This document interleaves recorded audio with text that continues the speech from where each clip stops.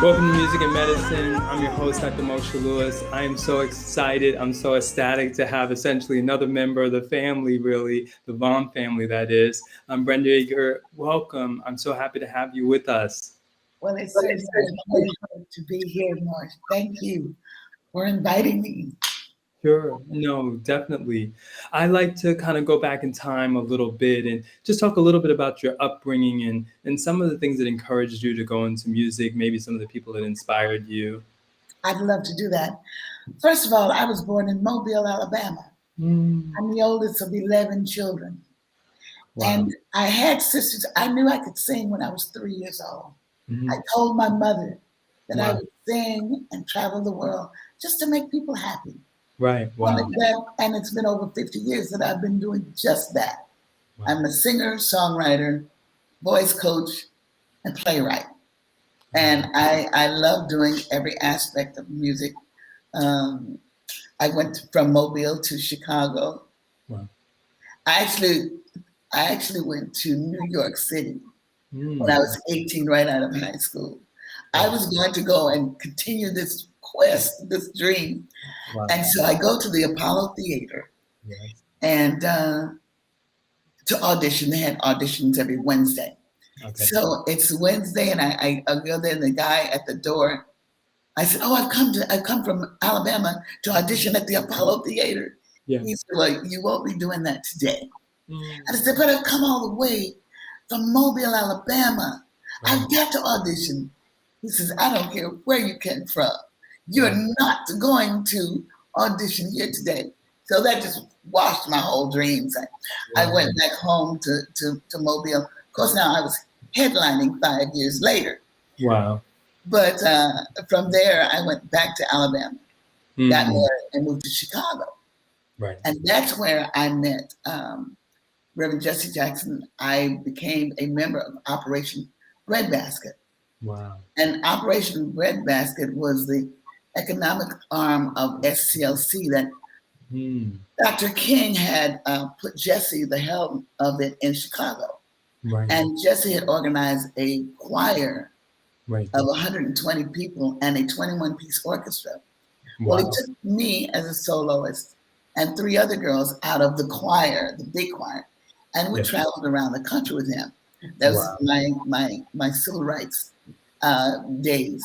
Sure. But we went from town to town hoping to get Black officials elected for the first time. Wow. We 4 girls and Reverend Jackson and the band would go, say, Cleveland.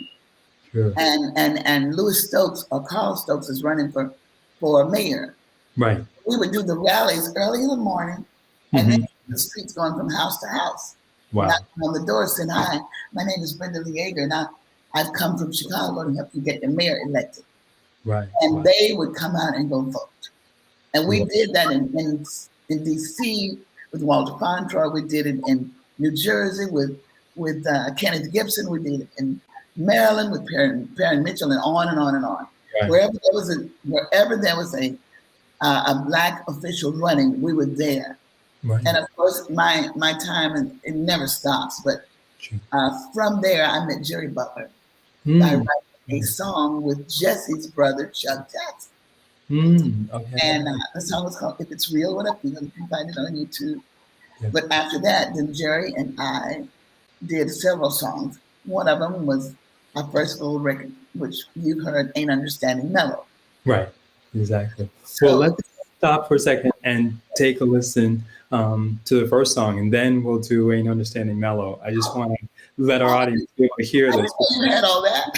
Find it. The heroines, the heroes, so to speak, of the musical world that sort of inspired you to develop your sound, your song, your voice. I love that question. The first woman was Mahalia Jackson. That's when I learned the gospel. Then there was Sarah Vaughan, magical. Yes. The way she went in and out of octaves. She sang smooth, like water running. And then there was Dinah Washington. Yes, Dinah. And then there was Ella. I came upon Ella later. Yes. These are the people when I was a little girl that I listened to. Yes. And of course, Nancy Wilson, Yes. just all of the greats. And when I got to Aretha Franklin, that was it. That was Aretha Franklin is the greatest singer, vocalist that's I think ever, ever, ever been on this planet. Yes. Everything was right about her, not only her passion and her soul, but her technique. Sure. How she, and what I teach my students, how she used her vowels without even trying. It was just placed at the right placement for the right vowel to come out. Sure. To get her, hey, Mm-hmm. oh, you know, Yeah. Yeah. And so I studied all these women. Yes. And there were a couple of guys. Mm-hmm. Cook, Yes. top of the list. Jerry Butler, Donny Hathaway. Yes. Those three. I love their tone and their sound and their passion. So music is about passion. Yes. It's not about what you see, it's what you feel and how I make you feel during the music. If I haven't made your heart sing or dance or feel something, I have not done what I came to do. I like that. I like that mission. I want to tease this out a little bit because we don't always used to have the ability to get so deep with patients, but you had really thought about this, and maybe it seems even wise beyond your years.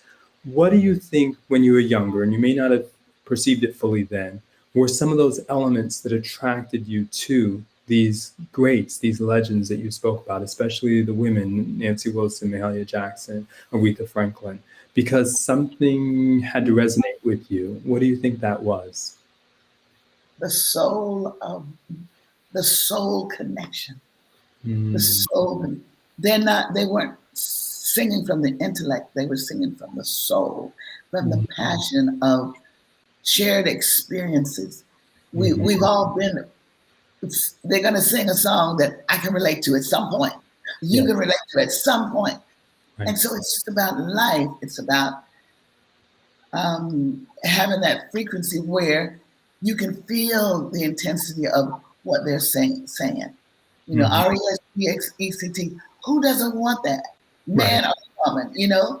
And then the other thing is the freaking music. The music underneath, you know, I call it the belly.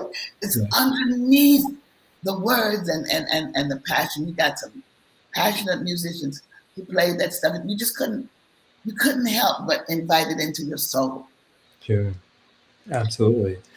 At what moment do you feel, gosh, this was a really coming of age moment, and you felt like I'm on my way and I've made it? Because as you no doubt see, even with your students, this is such a difficult road. It's such a hard industry, and it's so difficult to get into it, as you told through your Apollo story, and then maintain once you've come into it. When did that seem to crystallize for you? When I was maybe around 26 and the record deal was gone. And I didn't know what to do. I lived, because all I knew was music. Right. And I had come out to California. Jerry and I came out to do Soul Train.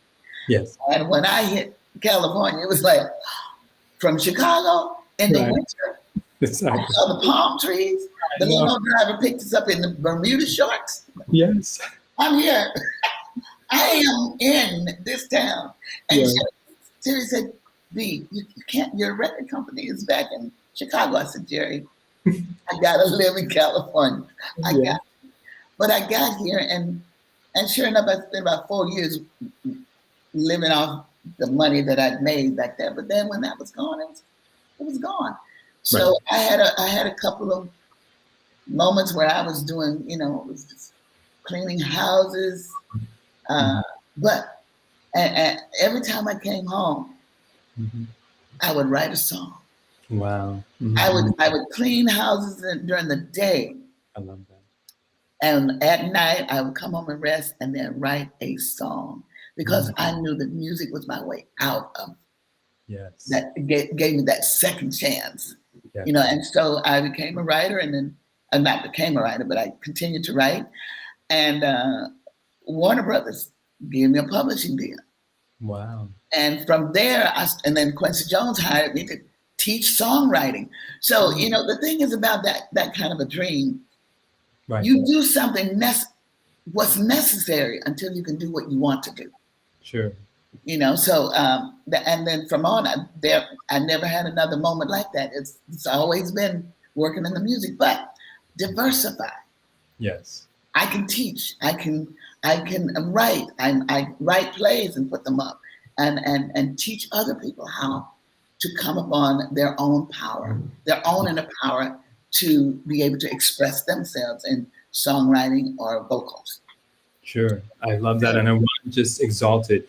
What advice would you give to someone who may optimistically not realize that that moment in the sun may pass? You may have a hit, you may have a great album, you may even have a good contract, but it usually doesn't last forever for almost everyone, really. Yeah.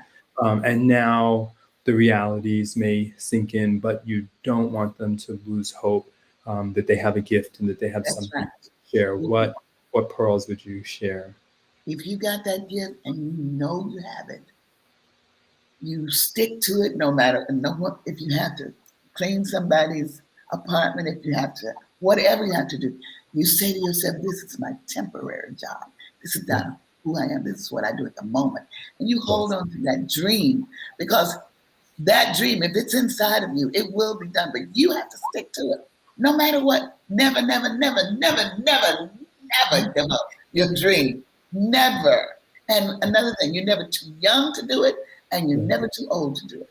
Yes. I love it. I love the emphasis. Along those lines, tell us just a little bit about, since you definitely are a coach and a teacher and things like that, some of those elements. What do you think, as we look and still listen? I was telling you how much I enjoyed listening to Understanding Mellow. Are the elements that make these songs timeless, and even the singers? Telling stories. Mm-hmm. Songs are about stories, mm-hmm. passion and feeling, and just downright feel good. Yes. When you hear a song, you hear a song, an old. I don't want to place myself in the old category, but sure. Been around a while. Right. But when you listen, if I listen to, can I just give you a little bit on the piano?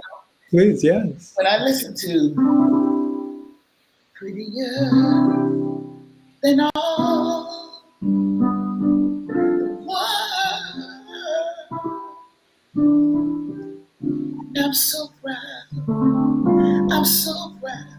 I'm so proud of you. Mm-hmm. Curtis Mayfield.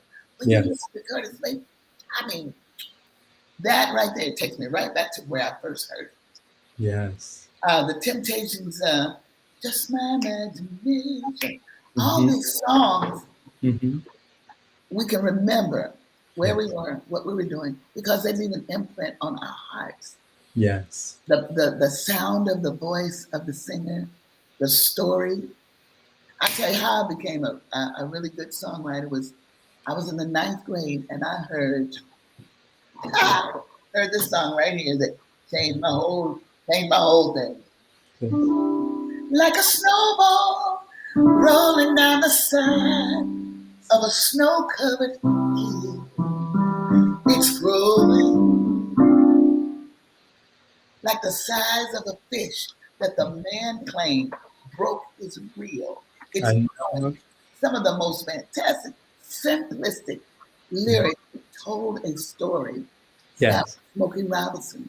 Yes. So I learned from always surround myself with that's another thing, students, surround yourself with the best people in the business. Yes. Because that's how you're going to learn. Sure. It's phenomenal. On that note, since we're being musical, tell us maybe just a couple of those stories where you feel that, wow, this person not only was great in their being a songstress or songster, but also in a moment that I shared or learned, something really, really valuable, or I feel like I was able to grow 10 inches that day just being in their presence and learning some pearls from them. Yeah, well, sitting down with Aretha Franklin was just amazing. You just sitting down with Aretha Franklin. Yes. And she called me one day. Bobby Womack had called me earlier and said that Aretha was looking for songs. So one of my writing partners is Billy Osborne from the group LTD. Yes. We had written some songs, but he said, get some songs to Aretha because she wants some new songs. So we did that, got them to her. About 6 weeks later, she called me on the phone and she says, hello, Brenda, this is Aretha. I couldn't believe it. I said, what? Wow. And we went on with the conversation. She said, but I want to record your songs because of your songs. She said, you got me. You know me. Right. And I did. So when you get to know an artist, you could write for them and know what they were like. But just being in the presence of somebody like that, yeah, it's amazing. I've studied the songs, I've studied her voice. right. And when you just leave yourself open to learn from these giants, you can't help but grow. Always listen, always listen to the greats. I keep going back to that because that's how you're gonna be better. Don't listen to mediocrity. Yes. Don't listen to that. I agree. When I'm writing a song, I look at this was years ago because I don't see anything much I like on the 100 right now, but these are some great songs. The Isley Brothers, Streisand. Yes. I've studied everybody from 1906, 10 Pan Alley, all the way up to today. I studied Harold Arlen. I studied Gershwin. I studied all of them. Cole Porter. I studied the way they wrote, how they approached the song. And I learned from Smokey and Barry Gordy about writing, setting up a song where you have three components. Now there are subcomponents, but the three components in songwriting, you have a time, place, and a character. If you start your song out with that, then it's like a nursery rhyme. Yeah. You give them a sense of time, place, and character. You can build a story about it. Yes. Wow. Amazing. I love that. Tell us about someone who you feel was almost like a mentor to you. You felt like you really learned a lot from them, and you feel like you were able to sort of continue on their legacy or even their work because they were such a good shepherd. Oh, that's pretty easy for me. And Smokey Robinson, some of the writers in the 30s and 40s, Harold Arlen, Yip Harper, you must take the train. Help me. Duke Ellington. Oh, yes. Okay, right. Duke Ellington, Ray Charles. Yeah. Yeah, Ray Charles, Jerry Butler. Yeah. I learned a lot from these guys because they were singing the songs that really helped me to grow. And I've gladly have worked. I've worked with Smokey, I've worked with Ray Charles, and as a matter of fact, Billy Osborne and I wrote a song that Ray recorded before he passed away. Okay. But these one, and of course, Michael Jackson was a great songwriter. Yes. There's a lot of great songwriters. You'll find them at the top of the charts. Yes. Because people know a good song when they hear it. Yes, I love that. Because it gets straight to the heart, and I really love the way you make me feel, the way a song makes you feel. Yes. Because as I said before, it's not the intellect that's loving the song, it's the heart space. It's spirit to spirit. Yes. That's how we all connect. That's how music connects us all. Yes. I've been around the world singing in English to people who didn't even understand what I was saying. Right. But they understood what I was giving and what I was sending out to them. So to answer that question, that goes back, it will go back to those same people, my mentors, Yes. people who inspired me. Mhm. Sam Cooke was when I was 10 years old, Yes.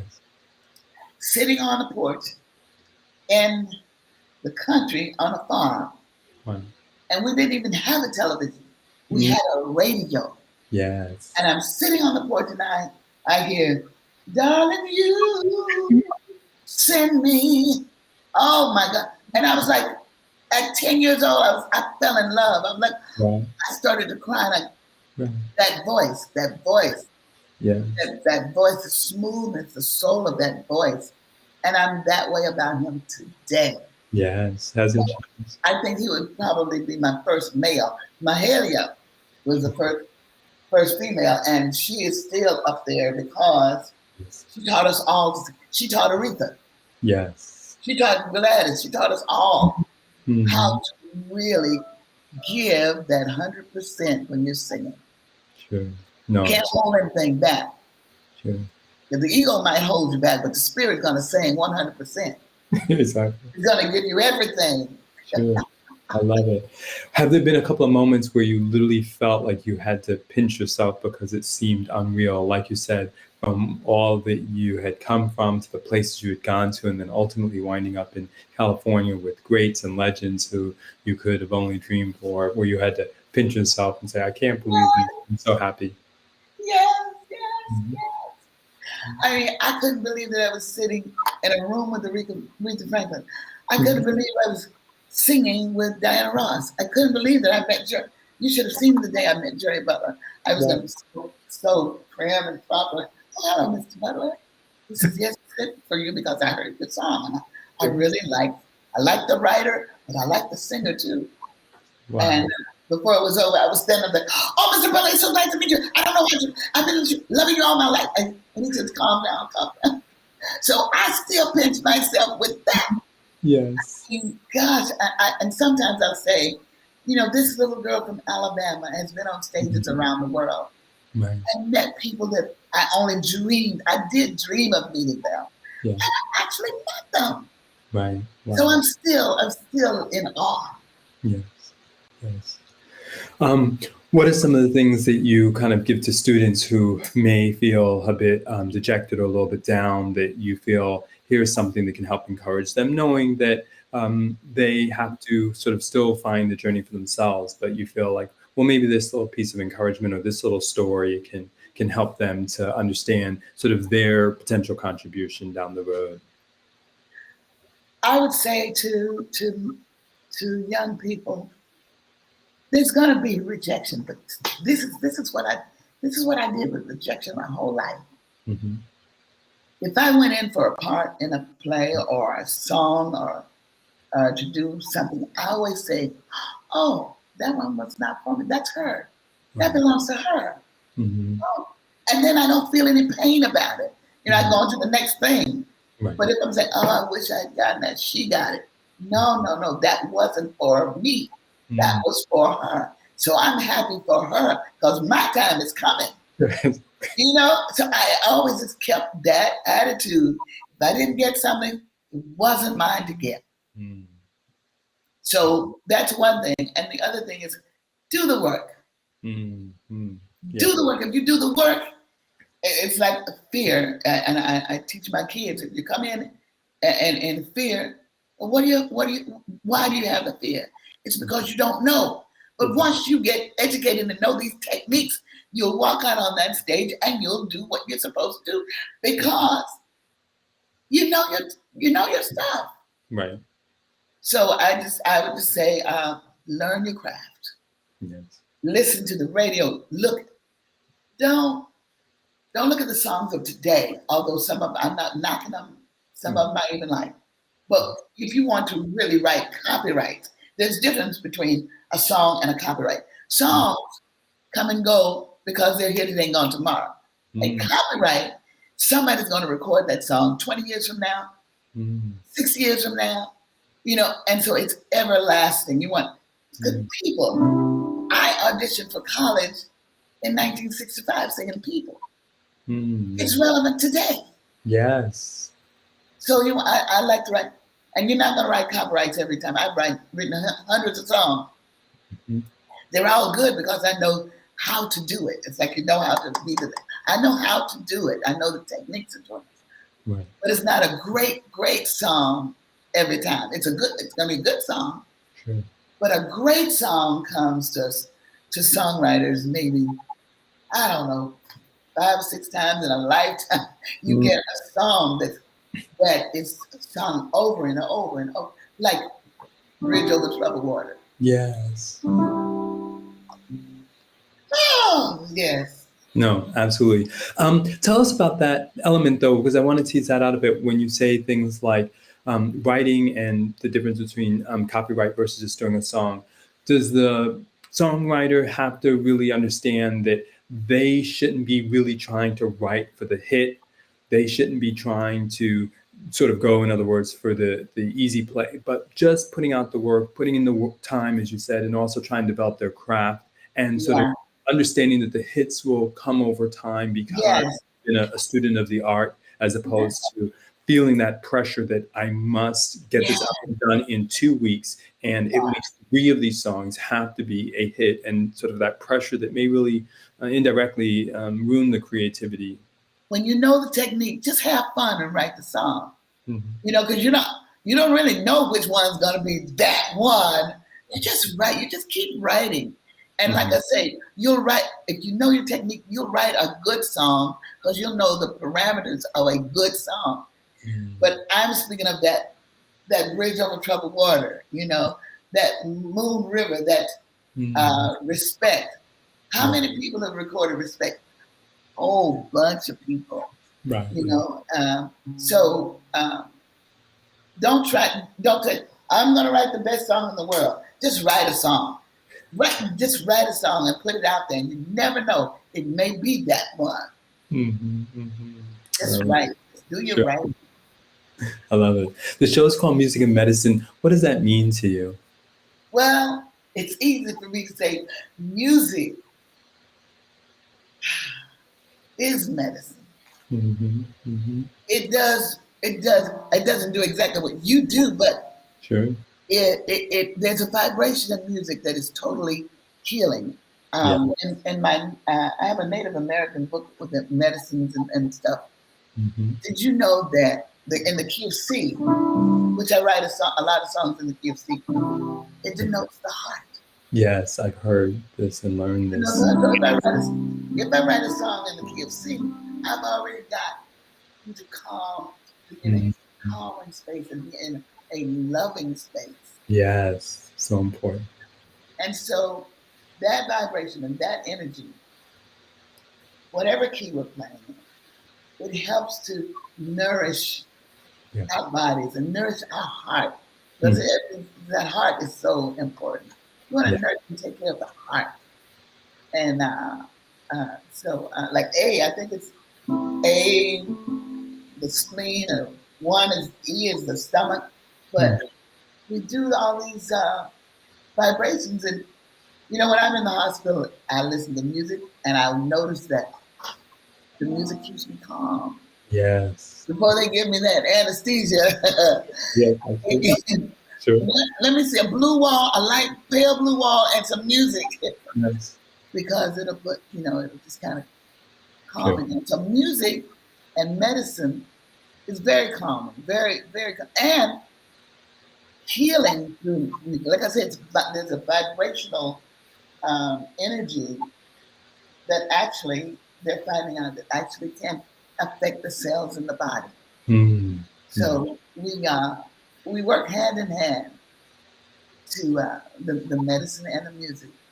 Yes. I think it should work. I think it should continue to work hand in hand and pay more attention to how this person feels with music and without it.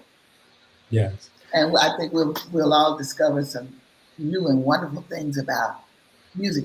You know, the music is ever being displayed in the universe. Yes. If you get quiet enough, 4 o'clock in the morning, you'll hear. Right. Sure. You hear that tone. Yes. So the universe is always singing. So true. Always singing, and I just love it because it just kind of solidifies what we're talking about, music and medicine. Yes. I don't know what we would do without our doctors. Yes. But You still. know? And I don't know what we do without our music. Yes. So it's a perfect marriage for the betterment of our physical and our mental condition and our spirit. Sure. I agree. I couldn't have said it better. Do you feel like there's some health things that you've dealt with where music has been able to be the hero? You mentioned the hospital and things of that nature, where you feel like music has been your heroine. This is funny, but when I was a kid and we lived on a farm, I guess. and my mother said, "If you broke that dish, go out there and get me a switch." And I started singing, "Lord, I need you now." And I said as loud as I could, "Oh Lord, I need you now." And my mother would be laughing. You sure do. Come on up. That's great, but I'm still not going to stop it. You got real mama when talking about a switch. Huh? I say, I got real mama from the South when talking about a switch. My mom grew up in Tuskegee, so I'm very familiar with Mobile. Okay. But when my daughter was pregnant with my grandsons, she would sing. She would read to them and sing to them. They come out singing beautifully. They're engineers because they got out of college. They're engineers, but they're musicians.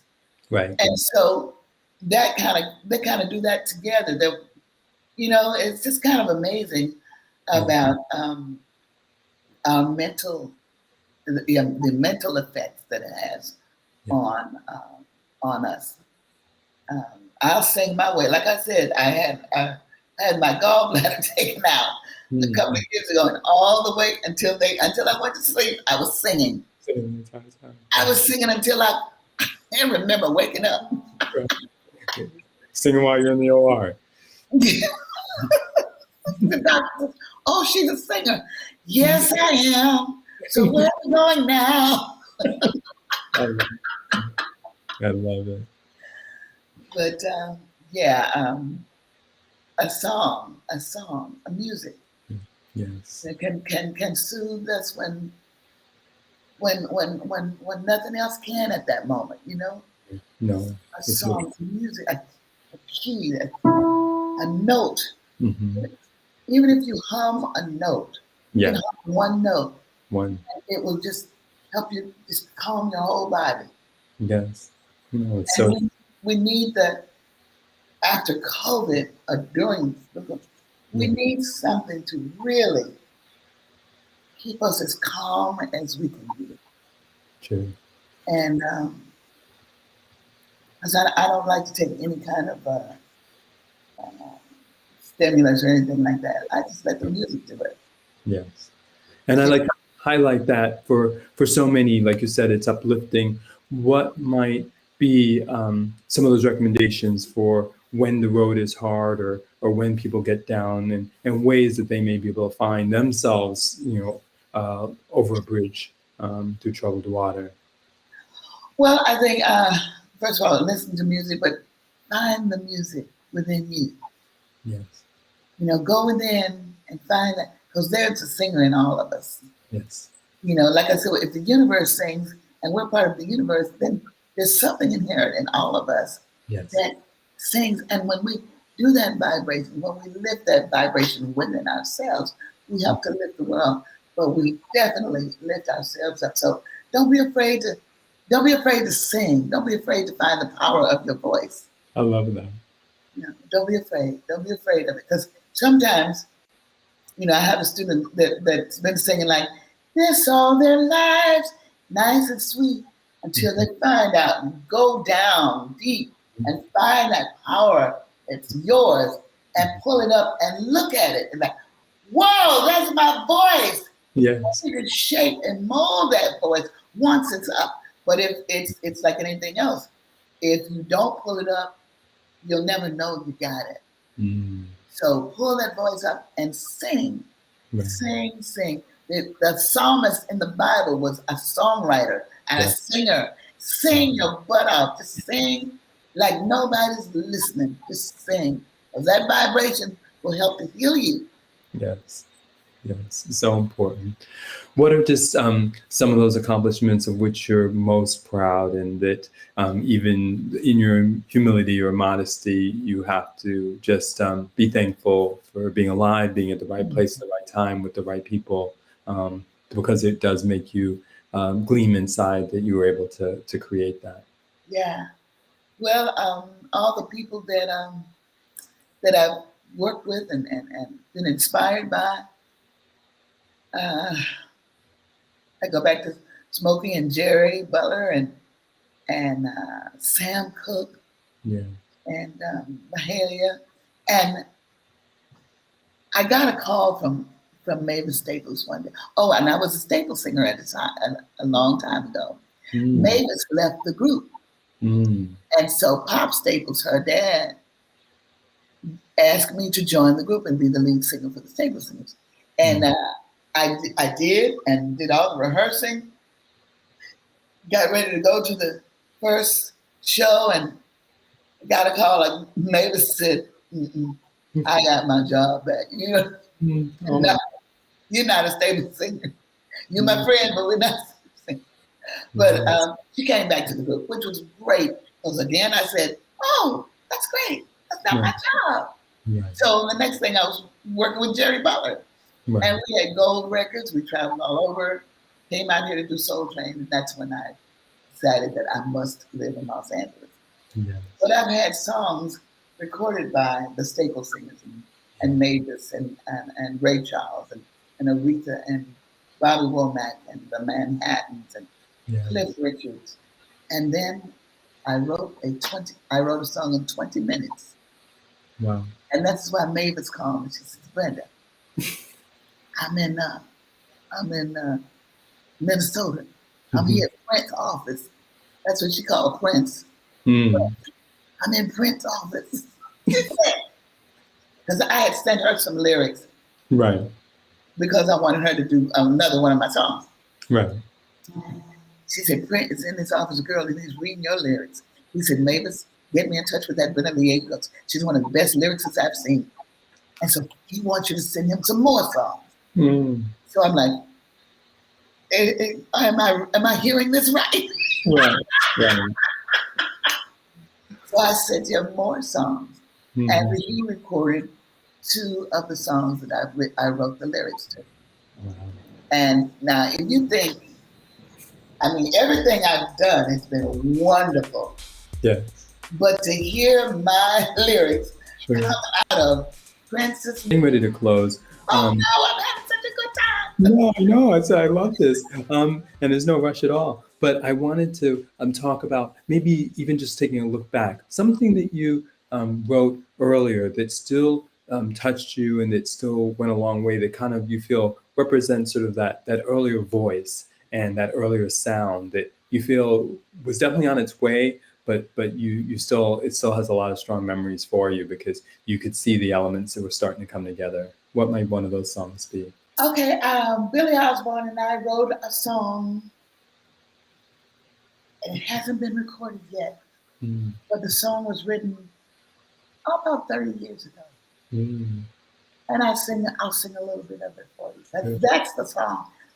I know within my soul that this song someday will be heard because it's one of the great songs. So I'll just do a little bit of it. Paint your picture, write your song, build a castle of your own, climb your mountain, you can sail the 7 seas, ride your rocket ship in space, find your quiet inner place to reveal your destiny, whatever it may be. You know better than anyone what you want from this life. Never let someone else take take your dreams away. Go for what is right for you. Only you can make your dreams come true. And wherever it takes you, I'll be by your side. You don't have to be Superman to be a hero. You don't have to be an overnight movie star. The best that you can be is good enough for me. 'Cause all of you is all you'll ever need. So live your dream. Live your dream. That's a little bit of it. Love that. No, that's like you said. I love where this is coming in because it brings together, as we were having the conversation, like all these elements, thinking about the words, transmitting the passion, and still staying positive and never giving up. And like you said, the words are something that would be timeless. I want to, since you brought it up, just talk a little bit about this process, because I think a lot of times for younger people, it can get lost. The idea of going from writing the song to the time that it actually gets copyrighted and then potentially recorded, published. Just talk to us about sort of that process and how long and or short it can be, but just some of those elements, because I think sometimes people may not realize that it's a big process from beginning to end and then actually getting remunerated. Yeah, it is. So when you've written a song, now it comes, you want to copyright the song. That protects your song. That Right. protects you and your song. If you're a single writer without a publishing deal is where a publisher will pay you to write, and you will give them 50%, sometimes even more, of your song in order for them to publish and pay you while you write for them. That's what most music publishers do. And they help to exploit your songs. Your best bet is to, these days, find someone who, oh, you write songs? Yeah, I like to write songs. Well, why don't you and I get together and collaborate on some songs? Especially ones, have you ever had a song recorded? Oh yeah, man, I got a couple of songs. Then that is your ticket in, because you have to either write with someone in order to even get a song copyrighted. Wow. You just go and copyright your song. They want to know, have you recorded, have you written any other songs? Right. You know, so the way I came in, I was a writer with someone who had already written. So I came in through Jerry, over this many years ago. But you find the ways to get yourself involved with people who are already involved. That's the best way to get your songs copywritten. And then once you copyright it, then you hit the floor running. You find out who's looking for songs. And, this guy's over here looking for songs, or they're cutting this girl over here. Then you gotta get on the phone. You gotta show up at the clubs. You gotta go, just hit the pavement. Then I'm a songwriter, and somebody's gonna say, "Okay, let me hear what you got." Right. And you want to make sure that you demo your songs. You gotta make songs presentable. Right. You can't go in there. Well, it goes like this. No. You can't. You gotta go get yourself prepared. Go in the studio. Right. Do a demo and make the demo sound as good as you can make it.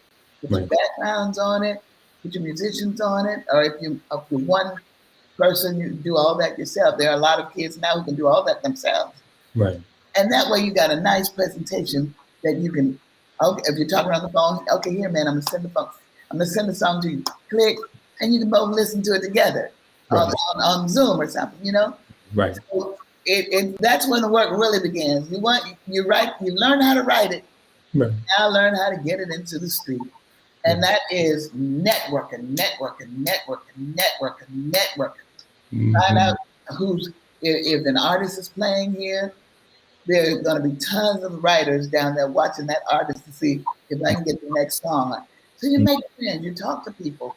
and you send your music to publishing companies, and Right. if they say, "Oh yeah, I like what you're doing. Let's have a meeting." So there's always all these kinds of ways that you want to get once your song is written and you've got it demoed. Wow.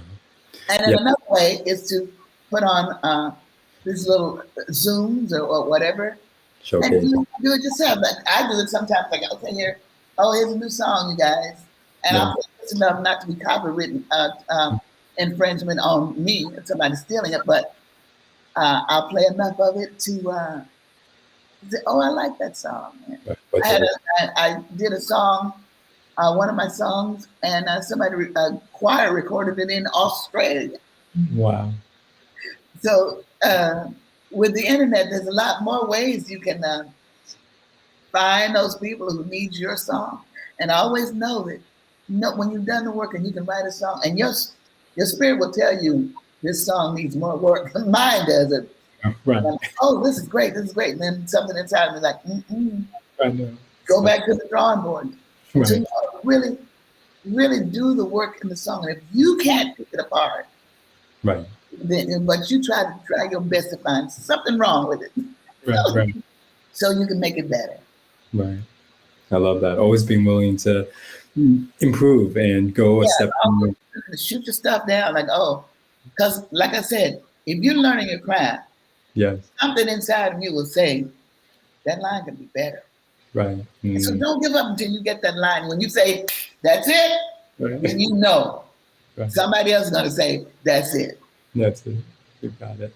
I want to look at the opposite side of that. Just one more note to touch on all these musical notes that we've hit.